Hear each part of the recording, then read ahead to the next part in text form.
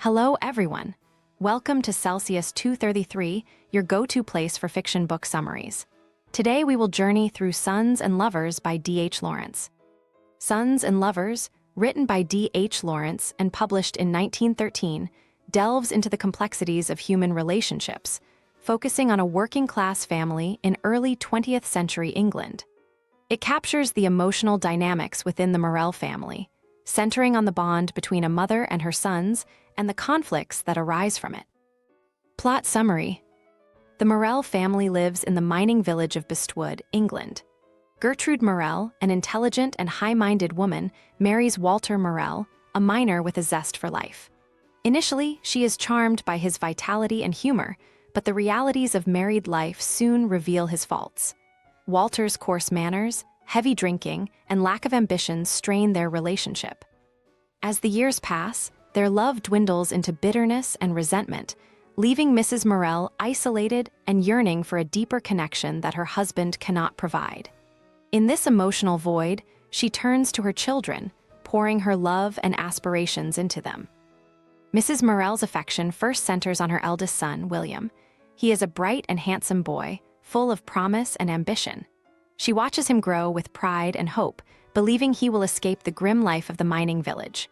William moves to London, and his career blossoms, but he falls into a superficial relationship with a woman named Lily. Mrs. Morel disapproves of Lily, feeling she is unworthy of her son. The conflict strains William, who is torn between his mother's expectations and his own choices. Tragically, he falls ill and dies, leaving Mrs. Morel devastated. The loss of William is a profound blow, and her grief is compounded by a sense of betrayal, as she had pinned all her dreams on him. In the wake of William's death, Mrs. Morel transfers her emotional investment to her second son, Paul. Sensitive, artistic, and introspective, Paul becomes the center of her world. He shares an intense bond with his mother, who shapes his worldview and ambitions. Under her influence, Paul aspires to rise above his working-class roots, seeking meaning and fulfillment through art and love. As he grows older, he finds himself entangled in complex relationships that mirror the emotional intensity of his connection with his mother. Paul's first significant relationship is with Miriam Levers, a thoughtful and spiritual girl who shares his love for art and literature. Their connection is deep and intellectual, but it is fraught with difficulty. Miriam's love for Paul is almost worshipful, demanding a level of emotional commitment that overwhelms him. Paul is both drawn to and repelled by her intensity, sensing a kind of spiritual suffocation in her love. Mrs. Morel, sensing a threat to her bond with Paul, disapproves of Miriam. She views her as too serious and otherworldly, fearing that Miriam's influence will take Paul away from her. Paul, caught between the two women, struggles with his feelings. He loves Miriam in his way, but is unable to commit fully, burdened by an unspoken allegiance to his mother.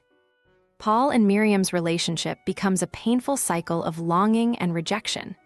They draw close, only for Paul to pull away, haunted by his inability to break free from his mother's influence. Their love remains unfulfilled, a source of anguish for both. In his attempt to escape this emotional entanglement, Paul turns to another woman, Clara Dawes, seeking a different kind of connection. Clara is everything Miriam is not: sensual, passionate, and worldly. She is separated from her husband, Baxter Dawes, and carries an air of defiance and independence that intrigues Paul. Their relationship is physical and intense, offering Paul a kind of freedom he has not known with Miriam. Yet, even in this relationship, Paul is not truly free. He is still tethered to his mother, and Clara becomes aware that she is competing with an unbreakable bond. While Paul and Clara share moments of passion, there is an underlying sense of incompleteness. Paul cannot fully give himself to Clara because he has not yet freed himself from his mother's grasp. As Mrs. Morel's health declines, Paul becomes more entwined in a web of duty and guilt. His mother's influence weighs heavily on him, and he is torn between his need to care for her and his desire to forge his path.